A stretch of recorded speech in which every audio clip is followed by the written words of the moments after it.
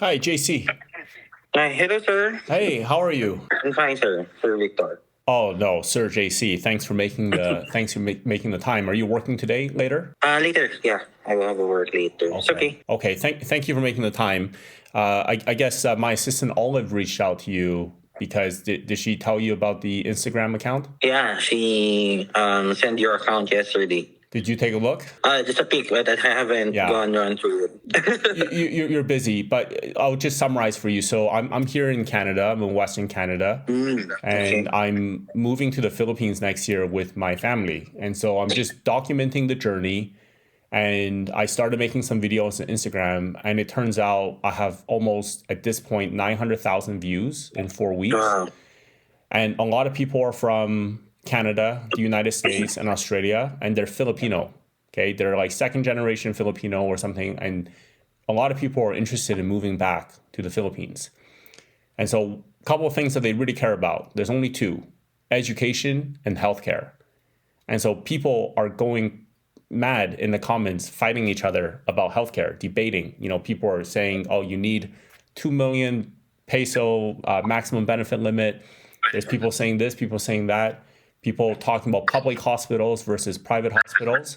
So, I mean, it would just be really great to ask you a few questions today to get your perspective on that, if that's okay. It's okay, sir. Okay. Well, I guess my first question is, I hear you've been a doctor now for 6 years. Is that right? Yes, sir. And are you a surgeon or are you just general practice doctor?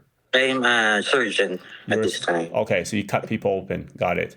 And why did you decide to be a doctor? First, I decided because I see the need of it in my country, honestly. At first, it wasn't that clear, but along the process, it became clear for me, especially when I already took my training for general surgery. I work in a government hospital here in Baguio City, Baguio General Hospital. And my training as a general surgeon is for 5 years. So I've seen the worst of the worst. I've seen people that really has nothing, and the reality that we have here in our system. So that gave me the burden for me to continue to work inside my field and to pursue it and to finish it. And honestly, comparing it monetarily other countries, it is, if that's what I will look, it is not that good. But that burden for me, what I've seen in the government and public hospital, that gave me the drive to pursue it more right Well, now. good for And you. continue. And how? So you said you practiced 5 years as a general surgeon in the hospital. How many years of school did you have to go, including your college? So I am a nurse by profession. It took 4 years. Then my formal pre-medication 4 years, another 4 years, 1 year of clerkship, 1 year of internship. So almost 10 years Almost 10 years. Okay. before entering to my residency training. Okay. And we don't have forever today, and I know this is such a big topic, but I guess what are your thoughts on public health versus private healthcare in the Philippines? There's a big misconception for me. Comparing it, especially for the older generation. Before, the public health care in the Philippines was worse.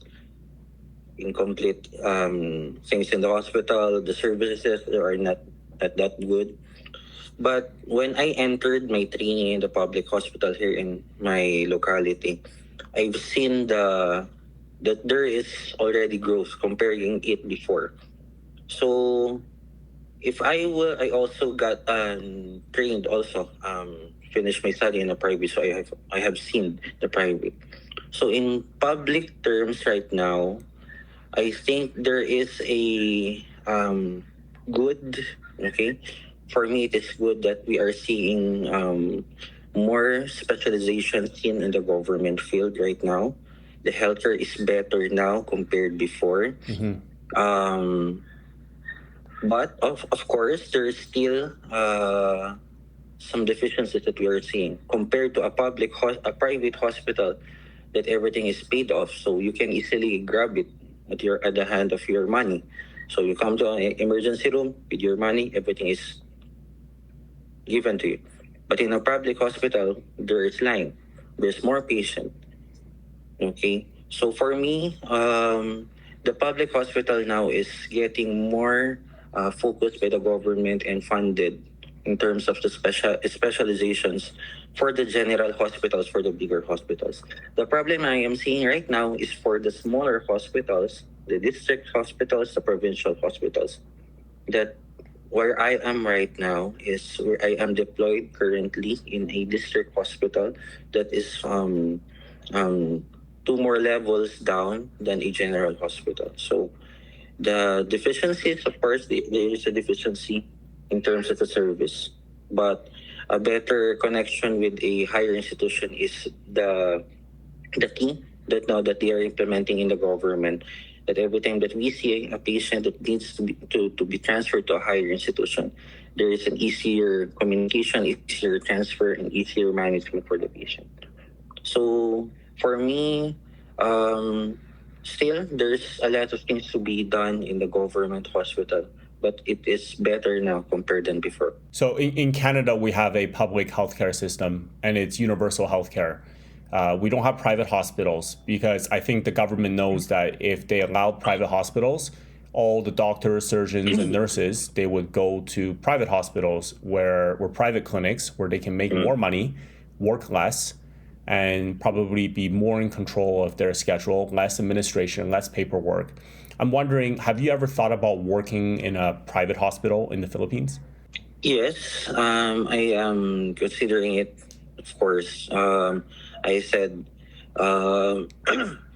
being a surgeon, we deal with charity cases.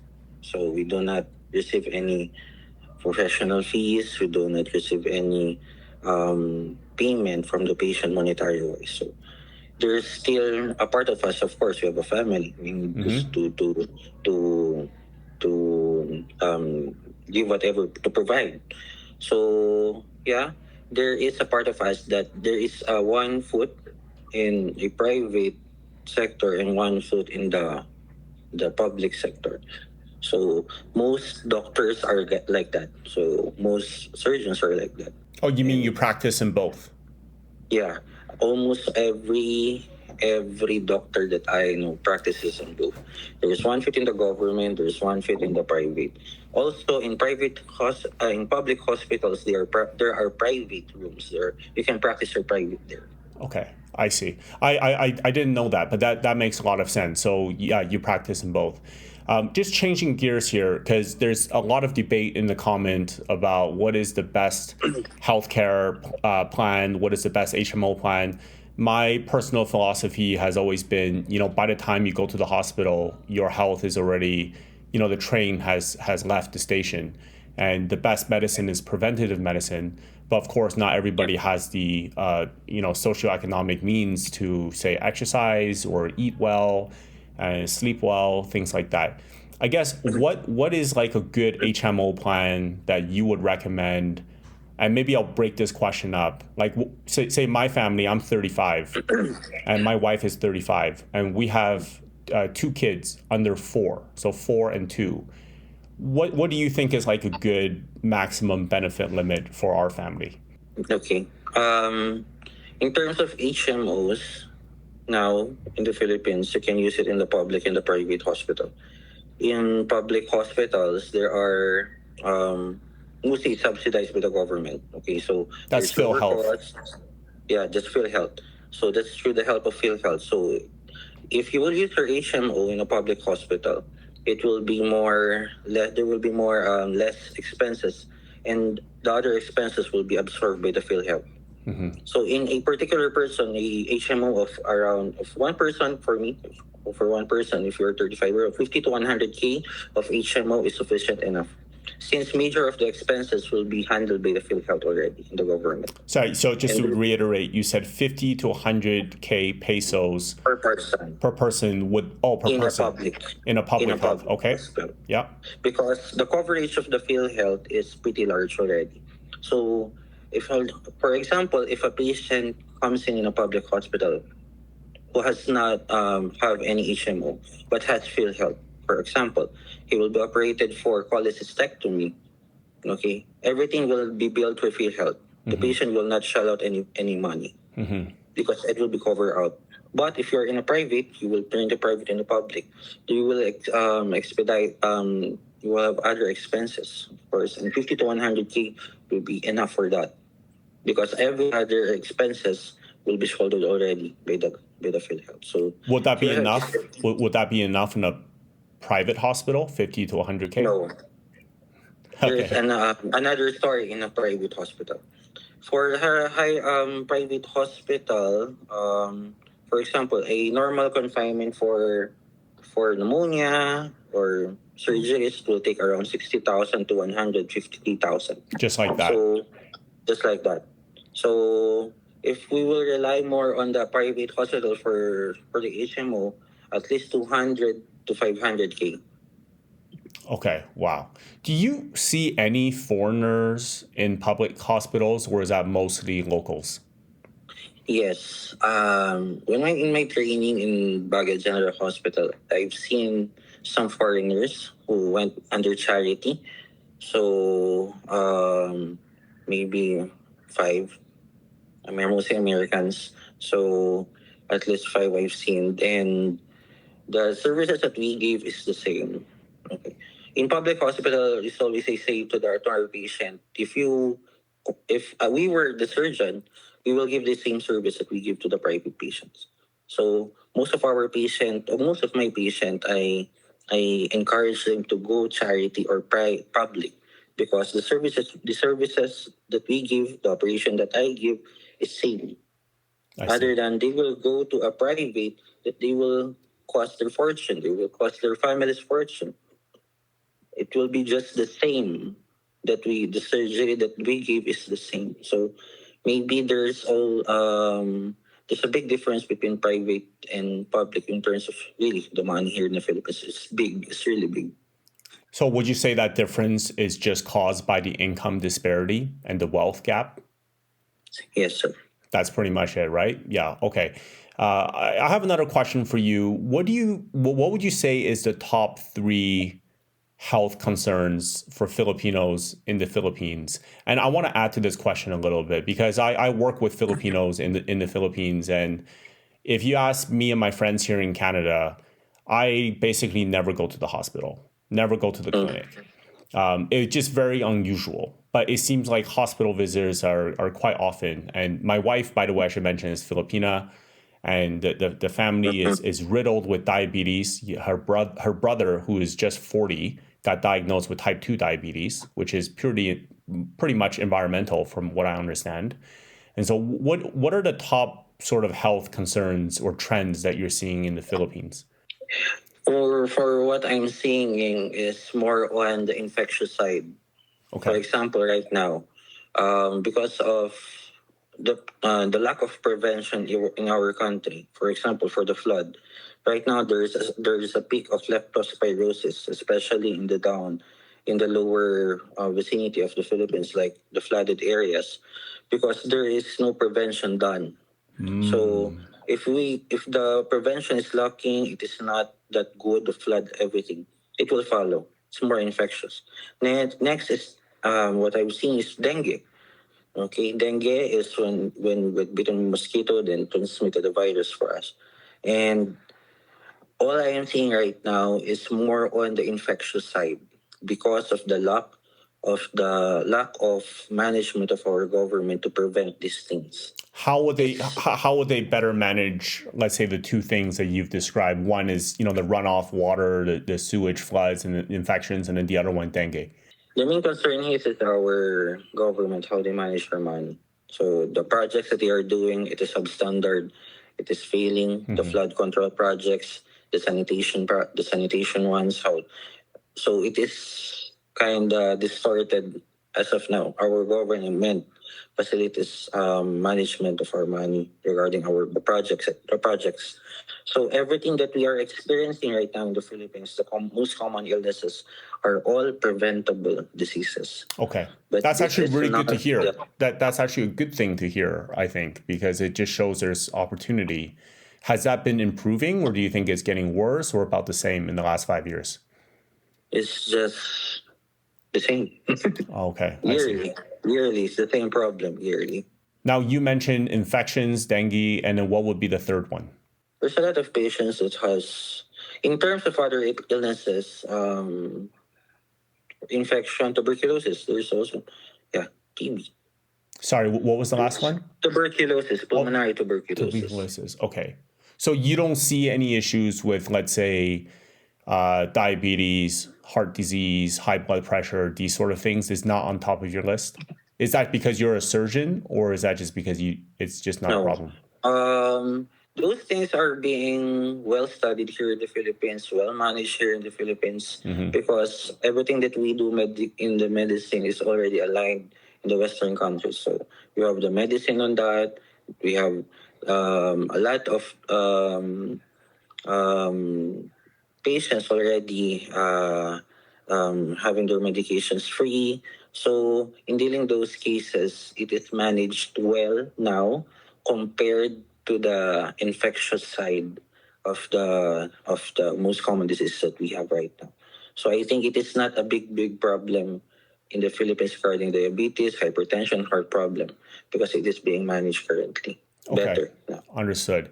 What would you say the biggest misconception about public health care is in the Philippines? The biggest misconception, because that's what people like to debate in the comments. If you do have time on your lunch break, you can take a look. If you're saying the comment sections, there's an issues about us that we are tired, that the health workers are tired, lack of manpower, lack of facility, lack of medicine, etc. The lacks, the deficiencies, and the past experiences that the patient had before during the earlier years of the public hospital. I said a while ago that there is a lot of improvement in terms of our service. The public hospital cannot please everyone, but there are a lot of patients benefiting on the public hospital that other people may not see, especially those in cancer patients. The medications in the government here right now, we have cancer centers, everything is free. The public hospitals have a lot of specialists right now. We do bypasses free. We do stenting free. So there's a lot of service. Okay. Yeah.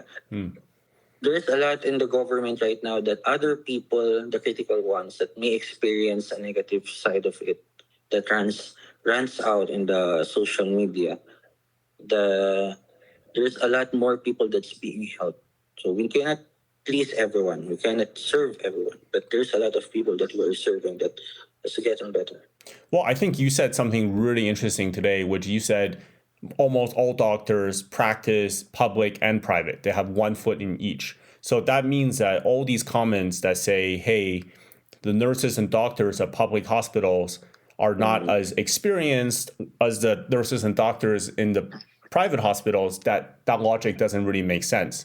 So maybe what they're speaking to is more of just their administration pain points, waiting in line, or maybe the rooms, the facilities are not as new, not as fancy. So, but you're basically saying, in fact, it's the same professionals working in both. That's really funny. Okay, I think that's like such a big key takeaway for me today, because I always thought it was separate. Maybe just one last question for you, because I know you're really busy. So in the Philippines, outside of PhilHealth, which I believe you have to make SSS contributions to get, do people have to get health insurance? No.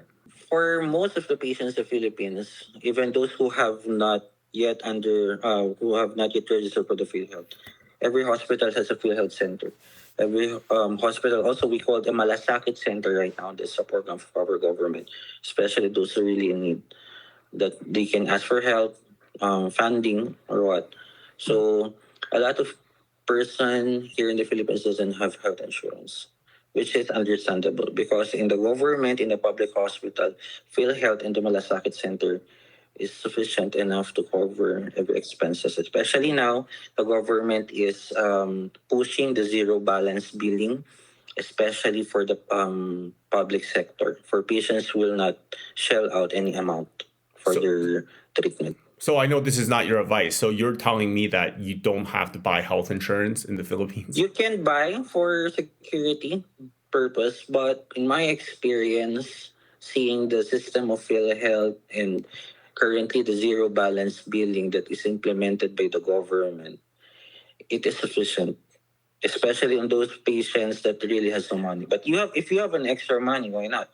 You can invest in your health insurance, etc. But if you really don't have any, the PhilHealth, the Malasakit, the zero balance billing that the government is pushing right now, it is sufficient.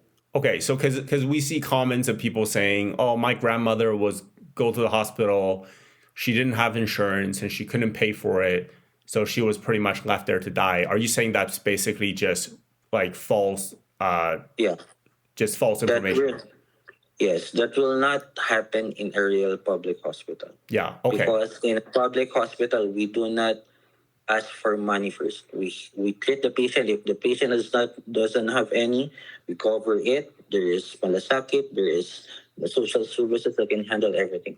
Interesting. That's a really big misconception then, because I see that in my comments, very emotional and frustrated people telling these stories, and but you're saying you always treat the patient first, not collect payment first for public hospital.